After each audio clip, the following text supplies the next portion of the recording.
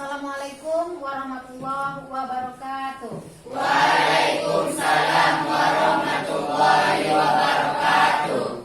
Baiklah anak ibu semuanya, sekarang kesempatan kita untuk belajar bidang studi pendidikan agama Islam dan budi pekerti. Sebelum kita mulai belajar, mari sama-sama kita berdoa. Silakan ketua kelas pimpin doanya. Sebelum kita belajar, marilah kita berdoa. Berdoa mulai.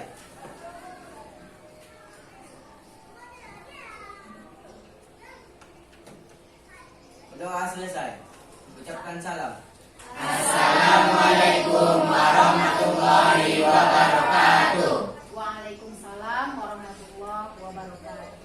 Ketua kelas, apakah semua teman-teman yang hadir pada hari ini? Ya, Bu. Siapa yang sudah datang? Siti Rohimah sakit, Bu. Siti Rohimah sakit. Ya, Bu. Ada lagi? Ya, Bu. Oke, anak ibu, Siti Rohimah pada hari ini sakit. Beliau tidak bisa mengikuti pembelajaran. Yang lain kita mulai untuk belajar. Kesempatan kali ini materi pembelajaran kita adalah meniti hidup dengan kemuliaan. Sudah siap semuanya untuk belajar? Siap. Oke, kalau sudah siap kita lanjutkan. Kesempatan kali ini yang akan ibu sampaikan adalah entitas dari program pembelajaran tentang meniti hidup dengan kemuliaan.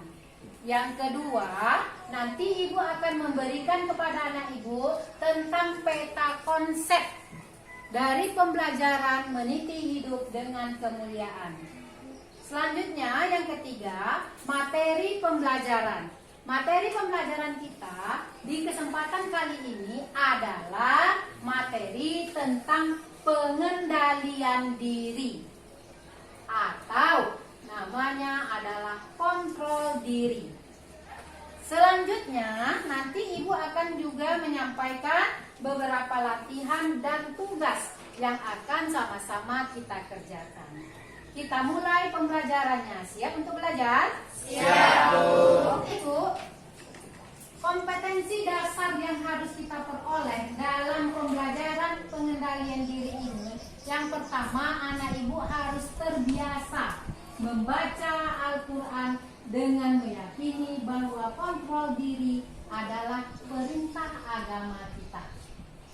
Kedua, menunjukkan perilaku kontrol diri sebagai implementasi perintah Allah Subhanahu wa taala dalam Al-Qur'an surat Al-Hujurat ayat 10 dan 12 beserta hadis Nabi Muhammad SAW. Dan kompetensi dasar yang ketiga, anak ibu memahami isi kandungan Al-Qur'an surat Al-Hujurat ayat 10 dan 12 beserta hadis Nabi SAW yang terkait dengan kontrol diri atau mujahadah an-nafs. Dan yang terakhir, anak ibu bisa menyajikan hubungan antara kualitas keimanan seseorang dengan kontrol diri yang dia miliki. Hendaknya setelah belajar mujahadah an-nafs ini, anak ibu semuanya mengerti bahwa pentingnya kontrol diri itu untuk meningkatkan keimanan sehingga kita bisa meniti kehidupan dengan penuh kemuliaan. Paham?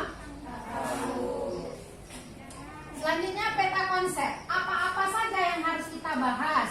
Apa-apa saja yang harus kita pahami di dalam kontrol diri itu agar kita memperoleh meniti hidup kemuliaan? Yang pertama, anak ibu harus mengerti dengan apa pengertian dari pengendalian diri.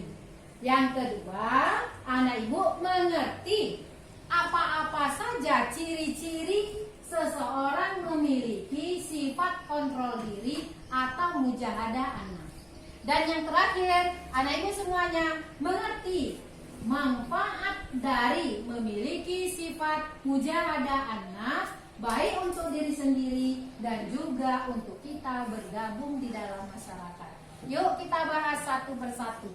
Baiklah anak ibu, kita masuk ke materi pembelajaran yang pertama, yaitu pengertian dari pengendalian diri. Pengendalian diri atau kontrol diri itu adalah menahan diri dari dari segala perilaku yang bisa menimbulkan kerugian baik terhadap diri kita sendiri, terhadap orang lain, ataupun terhadap lingkungan. Hal ini bisa membuat kita terhindar dari sifat serakah dan juga sifat tamak. Nah, selanjutnya pengendalian diri itu adalah perjuangan yang sungguh-sungguh melawan diri sendiri, melawan hawa nafsu sehingga terhindar dari perbuatan yang merugikan. Bahwa melawan diri ataupun melawan hawa nafsu itu adalah perjuangan yang sangat berat. Lebih berat daripada kita berjuang dengan untuk mempertahankan orang lain. Kalau melawan orang lain, kita masih bisa membela diri. Tapi kalau diri kita sendiri yang harus kita lawan, itu kita harus punya kontrol diri. Atau yang disebut dengan muhajadah an-nafs. Oleh sebab itu, kita berangsur-angsur agar memiliki kontrol diri supaya kita menjadi manusia yang benar-benar memiliki kehidupan penuh dengan kemuliaan. Kira-kira Anak Ibu bisa untuk mempraktekannya besok? Insyaallah ya, insyaallah kita akan bisa mempraktekannya. Di dalam perjuangan menegakkan kontrol diri, kita berlawanan atau kita bertarung dengan yang namanya nafsu. Nafsu itu terdiri dari 3 jenis. Yang pertama namanya nafsu amarah. Nafsu amarah, kegiatan yang suka membuat perbuatan yang jahat. Contohnya, suka marah-marah, suka menyesali, suka bersedih, semuanya serba yang berlebihan. Marah-marahnya berlebihan, sedihnya berlebihan, apalagi menyesalnya berlebihan, itu dipengaruhi oleh nafsu amarah. Yang kedua, nafsu lawamah. Nafsu lawamah ini adalah nafsu yang menjebak manusia dalam perasaan bersalah yang mendalam. Sehingga orang yang dipengaruhi oleh nafsu lawamah ini, dia tidak punya motivasi untuk hidup. Dia tidak punya motivasi untuk bangkit secara optimis. Dia menjadi manusia yang pesimis. Hidup dengan penuh rendah diri, merasa diri selalu kekurangan, merasa diri teramat hina, merasa diri teramat bodoh. Itu berarti dia dipengaruhi oleh nafsu lawamah. Kemudian ketiga adalah nafsu mutmainnah, nafsu yang sangat tenang dan tentram. Jadi kita sebagai manusia apabila dipengaruhi oleh nafsu amarah dan nafsu lawamah, berarti kontrol diri kita atau pengendalian kita belum sempurna. Namun kalau kita sudah berada pada titik nafsu yang nomor 3, nafsu mutmainnah atau nafsu yang tenang dan tentram, bisa jadi kontrol diri kita sudah bagus. Orang yang memiliki kontrol diri yang bagus, dia akan mencapai tingkat keimanan dan bisa mencapai ketakwaan. Mari sama-sama kita agar bisa menghindarkan diri dari terlalu mengikuti nafsu amarah dan juga nafsu lawamah. Agar anak-anak ibu bisa memahami apakah kita tergolong orang yang sudah memiliki kontrol diri, kita lihat ciri-ciri yang dimiliki oleh orang yang memiliki sifat mujahadah an-nafs atau pengendalian diri. Ciri-cirinya adalah 1, dia memiliki sifat sabar. Sabar itu 5 huruf, tetapi teramat susah untuk melaksanakannya. Mari kita agar bisa memiliki sifat sabar. Yang kedua, dapat mempertimbangkan pemenuhan kebutuhan sesuai dengan kemampuan diri. Ada orang uangnya banyak, belanja berfoya-foya, itu artinya dia tidak punya kontrol diri. Kenapa? Karena berfoya-foya itu tergolong orang yang tidak memakai kontrol diri.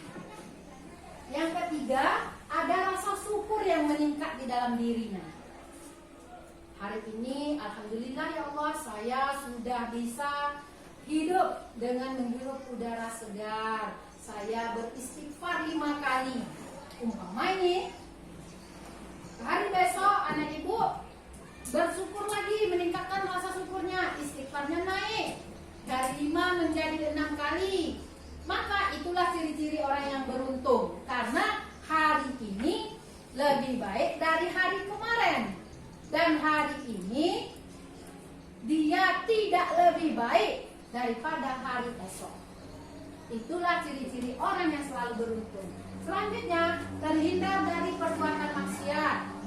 Dengan adanya kontrol diri, kita bisa berpikir, ini perbuatan maksiat ataukah perbuatan baik. Selanjutnya, terhindar dari masalah dengan orang lain atau masalah sosial lainnya. Kenapa kita terhindar, Bu, dari masalah sosial, Bu? Karena kita punya kontrol diri. Kita bisa mempertimbangkan, andai ini saya lakukan kepada orang lain, kepada saya bagaimana? Ada pertimbang rasanya, ada kepas seleranya. Selanjutnya, tenang dan damai dalam jiwanya, tidak ada lagi perasaan gelisah, tidak ada cemas, iri, dan tidak puas. Selanjutnya lagi, iman kepada Allah SWT selalu meningkat. Oleh sebab itu, mari kita lihat diri kita sendiri, apakah kita ada ciri-ciri dari orang yang punya sifat pengendalian diri. Terakhir, manfaat sikap mujahadah nafs dalam kehidupan sehari-hari. Pertama, menjaga hubungan seseorang dengan orang lain dalam konteks interaksi sosial. Kedua, mujahadah nafs adalah sikap yang dapat menunjukkan nilai seseorang. Ketiga, mujahadah nafs adalah sikap yang dapat membantu seseorang untuk mencapai tujuan dalam hidupnya. Dan yang terakhir, sikap yang dapat membantu seseorang agar dapat menjadi pribadi yang efektif. Semoga kita adalah orang yang selalu memperoleh manfaatnya. Dan sampai di situ materinya. Kalau ada yang mau bertanya, silahkan. Baiklah. Halo, Bu. Oke, silakan Rangga. Saya tuh gampang marah, Bu. Dan apa solusinya supaya saya tuh nggak gampang marah lagi? Rangga, dia suka marah. Kira-kira apa solusinya? Siapa yang bisa memberi jawaban? Halo, Bu. Oke, Aidil. Ya, ini, Bu. Saya akan memberikan solusi kepada Rangga. Mungkin Rangga itu kurang untuk membaca istighfar, Bu. Terus, Istighfar itu adalah astagfirullahaladzim, Bu. berarti Rangga harus sering membaca istighfar. Ya, Bu. Oke, Rangga pandai istighfar. Bisa, Bu. Silakan Rangga istighfar. Astagfirullahaladzim. Baiklah anak ibu, kalau kita kurang istighfar, tak akan mudah dipengaruhi oleh nafsu amarah. Dari sekarang sering-sering beristighfar, biasakan mengucapkan yang baik-baik. Semoga kita menjadi orang-orang yang selalu beruntung. Tepuk tangan untuk Rangga dan Aidil. Demikianlah pembelajaran kita, anak ibu. Ada tugas dan latihan yang akan dikerjakan, nanti dikerjakan di rumah. Tapi mari sama-sama kita tarik kesimpulan pembelajaran kita pada hari ini. Anak ibu, kesimpulan pelajaran kita pada hari ini adalah: 1. Dengan adanya kontrol diri, kita akan menjadi manusia yang memiliki kehidupan yang penuh dengan kemuliaan. Kedua, hindarilah diri dari nafsu amarah dan nafsu lawamah. Ketiga, biasakanlah hidup sabar dan penuh ikhlas agar kita memperoleh kebahagiaan dunia dan akhirat. Demikianlah pembelajaran kita pada hari ini. Mari sama-sama kita tutup dengan membacakan hamdalah bersama-sama. Alhamdulillahirabbil alamin. Wabillahi taufiq wal hidayah. Semoga kita semuanya sukses dan menjadi orang yang bermanfaat. Assalamualaikum warahmatullahi wabarakatuh. Waalaikumsalam.